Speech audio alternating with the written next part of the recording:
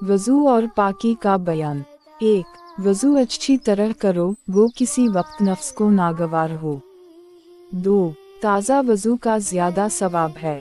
3. पाखाना पेशाब के वक्त क़िबला की तरफ ना मुँह करो, ना पुश्त करो। 4. पेशाब की छींटों से बचो, इसमें बेएहतियाती करने से कब्र का अज़ाब होता है। 5. किसी सुराख में पेशाब मत करो, शायद इसमें से कोई सांप बिच्छू वगैरह निकल आए। 6. जहाँ गुस्ल करना हो वहाँ पेशाब मत करो। 7. पेशाब पाखाना के वक्त बातें मत करो। 8. जब सोकर उठो जब तक हाथ अच्छी तरह ना धो लो, पानी के अंदर ना डालो।